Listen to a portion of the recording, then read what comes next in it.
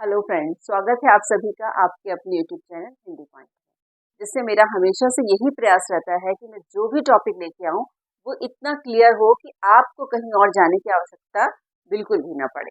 तो फ्रेंड्स, मैं लेके आई हूँ आज 2025 में जो अप्रैल में होने वाले टीजीटी और पीजीटी के जो एग्जाम है उसमें टीजीटी का एक टॉपिक है अव्यय के भेद। उसको मैं आज आपके लिए लेके आई हूँ। तो फ्रेंड्स, जो लोग टीजीटी या पीजीटी का एग्जाम दे रहे हैं वो लोग चैनल को लाइक कर लें, सब्सक्राइब कर लें और बेल आइकन को तो जरूर प्रेस कर लें। फ्रेंड्स, चलिए शुरू करते हैं अव्यय के भेद। अव्यय के भेद को भी समझाऊंगी, पूरा मैंने बोर्ड पे बनाया हुआ चार्ट पूरा समझाऊंगी। उससे पहले चलिए जान लेते हैं कि आखिर ये अव्यय क्या है। इसके भेदों को तो हम समझ लेंगे, लेकिन जब तक हमें ये पता नहीं हुआ कि अव्यय किसे कहते हैं तो थोड़ा भेदों को समझने में हमें प्रॉब्लम आएगी। तो अव्यय किसे कहते हैं? अव्यय जिसमें लिंग, वचन, कारक या पुरुष के कारण कोई भी परिवर्तन नहीं होता, इसीलिए उन्हें अपरिवर्तित और अविकारी कहते हैं। तो आप समझ गए होंगे, जिसमें लिंग, वचन, कारक और पुरुष के कारण कोई परिवर्तन नहीं होता, हमेशा अविकारी रहते हैं या अपरिवर्तित रहते हैं, उन्हें हम अव्यय कहते हैं। अब हम देखेंगे अव्यय के भेदों को। देखिए, मैंने बोर्ड पे पूरा चार्ट बना दिया है। आई होप आपको समझने में बहुत आसानी होगी। देखिए, अव्यय के भेद मैंने लिखे हैं यहाँ पे। तो अव्यय के भेदों को यहाँ से मैंने समझाने का प्रयास किया है, एक एक करके मैं आपको समझाऊंगी। पहला भेद है इसका क्रिया विशेषण, दूसरा है संबंध बोधक अव्यय, तीसरा है समुच्चय बोधक अव्यय, चौथा है विस्मयादि बोधक अव्यय और पांचवा है निपात अव्यय। इन सब के बारे में जानकारी लेंगे और एक एक करके लेंगे। सबसे पहले देखते हैं क्रिया विशेषण जो है, जो पहला वाला इसका भाग है क्रिया विशेषण। तो अव्यय जो है उनका पहला भेद है क्रिया विशेषण। तो क्रिया विशेषण क्या होते हैं? जो क्रिया की विशेषता बताते हैं वो क्रिया विशेषण कहलाते हैं। जैसे अचानक आ गया, परसों घर जाओगे या शीघ्र जाओ। तो इसमें अचानक, परसों और शीघ्र ये जो है क्रिया विशेषण है। आई होप आपको अच्छे से क्लियर हुआ होगा। उसमें क्रिया विशेषण के भी आगे चार भेद हो जाते हैं। कौन से हो जाते हैं? कालवाचक, स्थानवाचक और परिमाणवाचक और रीतिवाचक। वैसे तो फ्रेंड्स ये नाम से ही स्पष्ट होता है और हमें हमेशा नाम पर ही ज्यादा फोकस करना चाहिए, उसी से हमारा आधा टॉपिक क्लियर हो जाता है। जैसे कि नाम से ही पता चल रहा है कालवाचक विशेषण। काल मतलब समय। जिस कालवाचक विशेषण में इसमें क्या होता है, जिसमें काल की बात की जाए यानी समय की बात की जाए। कैसे? जैसे सुबह, शाम, दोपहर आदि। इसमें क्या हो रहा है? समय की बात की जा रही है कि कोई काम कब हुआ था, सुबह, शाम या दोपहर में। तो समय की बात जिसमें की जाती है वो होता है कालवाचक विशेषण। फिर है स्थानवाचक क्रिया विशेषण। स्थानवाचक जैसे नाम से ही पता चल रहा है, जिसमें किसी स्थान के बारे में हमें पता चलता है, स्थान की बात की जाती है। वो स्थान क्या क्या हो सकते हैं? जैसे उनको हम कैसे समझ सकते हैं? यहाँ, वहाँ, जहाँ, कहाँ आदि। मतलब हम स्थान की बात करें कि कोई काम हुआ तो वो कहाँ हुआ। मतलब या हम ऐसे भी कह सकते हैं कि जहाँ वो पेड़ है वहां हुआ। मतलब हम स्थान की बात करें कि वो स्थान कहाँ पे था, यहाँ, वहाँ, कहाँ, मतलब स्थान की बात। अब देखेंगे परिमाणवाचक। परिमाणवाचक क्या होता है? जिसमें हमें परिमाण यानी मात्रा या नाप तौल का पता चलता है, वो होता है परिमाणवाचक। जैसे बहुत, थोड़ा, जरा सा, कम आदि। ये सब क्या करें? मात्रा बता रहे हैं। बहुत भी मात्रा बताई जा रही है कि चाय में चीनी बहुत ज्यादा थी, या थोड़ा, थोड़ा खाओ, मतलब मात्रा का हम बता रहे हैं। और जैसे जरा सा मुझे दे दो या दे दो, कोई भी चीज मांग रहे हैं तो जरा सा दे दो। तो मतलब जिसमें कि हम मात्रा का या नाप तौल की बात करते हैं वो परिमाणवाचक होता है। फिर है रीतिवाचक क्रिया विशेषण। फ्रेंड्स, मैंने जैसे बताया कि हमें नाम से ही उसके बारे में काफी कुछ समझ में आता है। तो रीति का मतलब क्या होता है? किसी कार्य के होने की जो विधि या जो तरीका है उसे रीति कहते हैं। अब जैसे किसी कार्य के होने का पता, जैसे मैंने बताया कि कोई कार्य कैसे हुआ, धीरे धीरे हुआ, तेज हुआ, या उसकी क्या रीति थी, क्या किस तरीके से वो काम अंजाम तक पहुंचा। फॉर एग्जाम्पल देखिए, कार तेज चलती है तो हमें पता चल रहा है रीति का कि कार तेज चलती है, उसकी रीति का हमें पता चला। साइकिल धीरे धीरे चलती है तो ये भी हमें उसकी रीति का पता चल रहा है कि साइकिल किस तरीके से चली, धीरे धीरे चली और कार तेज तेज चली, तो हमें रीति का पता चल रहा है। तो आई होप कि आपको क्रिया विशेषण के जो भेद थे वो आपको पता चले, क्योंकि अव्यय के मैं भेद पढ़ा रही थी, उससे पहला भेद था क्रिया विशेषण। तो क्रिया विशेषण के अंतर्गत जो 4 भेद आते हैं वो मैंने आपके सामने अभी एक्सप्लेन किया। आई होप आपको अच्छे से क्लियर हो गए होंगे, आपके दिमाग में अच्छी तरीके से बैठ गए होंगे। चलिए अब देखते हैं अगला, संबंध बोधक अव्यय क्या होते हैं। संबंध बोधक अव्यय वो होते हैं जो किसी भी वाक्य में संज्ञा या सर्वनाम के बाद आ करके या लग करके उन संज्ञा सर्वनाम शब्दों का संबंध वाक्य में आए हुए दूसरे शब्दों से बताते हैं, वो संबंध बोधक कहलाते हैं, संबंध बोधक अव्यय कहलाते हैं। देखिए, जैसे के पास संबंध बता रहे हैं कि पेड़ के पास, ये किसी से भी संबंध बता रहे हैं कि कोई व्यक्ति हमें मिला तो कहाँ मिला, पेड़ के पास मिला, तो यहाँ मैंने के पास लिखा है। तुल्य मतलब समान, सदृश मतलब जैसा, और समान मतलब जिसमें भी हम संबंध बता रहे हैं। और संबंध बताने के लिए जो जो शब्द यूज होते हैं फ्रेंड्स मैंने यहाँ पे लिख दिए हैं। अगला है समुच्चय बोधक अव्यय। अब समुच्चय बोधक अव्यय क्या होते हैं? समुच्चय बोधक अव्यय क्या काम करते हैं?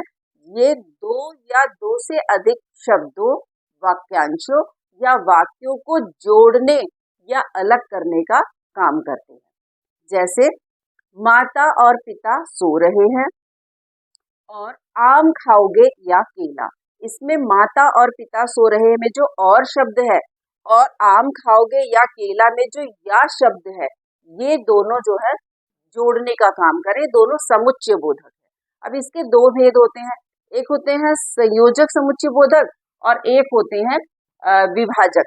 तो संयोजक क्या होते हैं? जो जोड़ने का काम करते हैं। फॉर एग्जाम्पल जैसे मैंने यहाँ लिखा है, इसमें कौन कौन से हो सकते हैं? और, तथा, एवं, जो, अथवा, या, तथा, पुनः आदि, ये जोड़ने का काम करते हैं। जैसे माता और पिता, भाई तथा बहन, और मतलब इसी तरीके से हम ले सकते हैं कि जो जोड़ने का काम कर रहे हैं वो संयोजक हो गए और जो उन्हें अलग करने का काम कर रहे हैं वो विभाजक हो गए। जैसे मैंने लिखा है किंतु, परंतु, लेकिन, बल्कि, ताकि, क्योंकि, वरना आदि, ये वाले जो अव्यय है ये विभाजन का काम करते हैं, अलग करने का काम करते हैं। जैसे सीता गीता जा रही थी किंतु उनके साथ माँ नहीं थी। तो जो किंतु शब्द आया उसने माँ को उनसे अलग करने की बात कही, हमें पता चल रही विभाजन का काम कर रहा है किंतु शब्द। इसी तरीके से परंतु, लेकिन जो है वो अलग करने का ही काम करते हैं। तो आई होप कि आपको क्लियर हुआ होगा कि ये जो समुच्चय बोधक है, संयोजक और विभाजक, बड़ी आसानी से हमें समझ में आ जाएंगे। एग्जाम में इस तरीके के एग्जाम्पल आते हैं तो आप बड़ी आसानी से समझ पाएंगे कि ये कौन सा विभाजक, ये संयोजक है, ये संयोजक है या विभाजक है, यानी कौन सा समुच्चय बोधक है। बड़े इजीली आपको समझ में आ जाएगा। फिर हम देखेंगे विस्मयादि बोधक अव्यय। विस्मयादि बोधक जैसे नाम से ही पता चल रहा है, जिसमें विस्मित होते हैं, हर्ष की भावनाएं, आश्चर्य आए, शोक की बात है। तो इस तरह की जब बातें आती है जिसमें एकदम से चौंक जाते हैं, अचंभित हो जाते हैं, ये बिल्कुल शॉक्ड हो जाते हैं, वहां पे उसे हम कहते हैं विस्मयादि बोधक। इसके आगे जो है फिर 8 भेद है। वो 8 भेद कौन कौन से हैं? हर्ष बोधक, जिसमें कि हमें हर्ष यानी खुशी का बोध होता है। फिर है शोक बोधक, जिसमें हमें शोक या संताप या दुख होता है।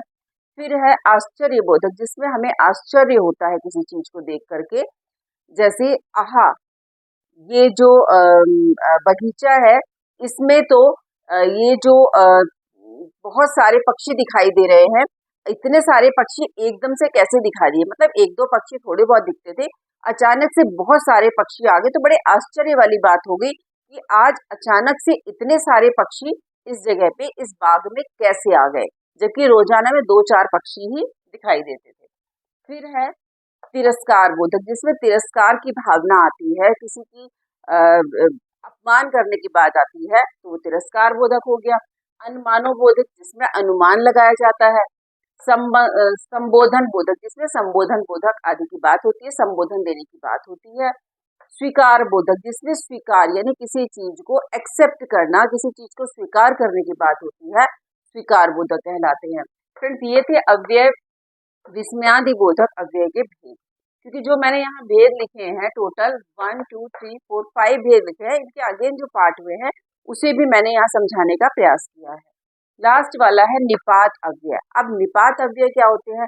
निपात जो है ये किसी शब्द के अंत में लगकर उसके अर्थ में विशेष बल देते हैं और बाद में लगने के कारण ही ये निपात कहलाते हैं। इसमें कौन कौन से शब्द ज्यादा यूज होते हैं? जैसे ही, भी, तक, जो कि उसके अर्थ में बल देते हैं। जैसे राम ही श्याम का भाई है, तो ये उसके अर्थ में बल दे रहे हैं।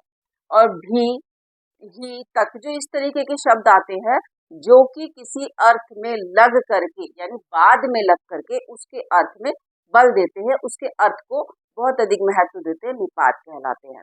और बाद में लगने के कारण मैंने बताया है, इसीलिए इनका नाम निपात पड़ा।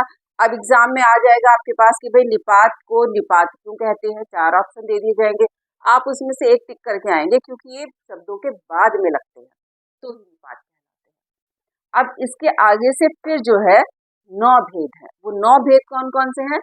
सकारात्मक निपात, जिसमें सकारात्मकता की बात की जाती है।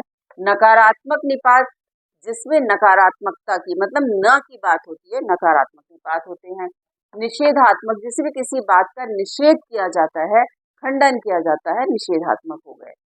अब प्रश्न बोधक निपात, जिसमें प्रश्न किया जाए, किसी प्रश्न की बात हो, वो प्रश्न बोधक निपात होते हैं। विस्मयादि बोधक निपात, जिसमें विस्मित होने की बात होती है, विस्मयादि बोधक निपात होते हैं।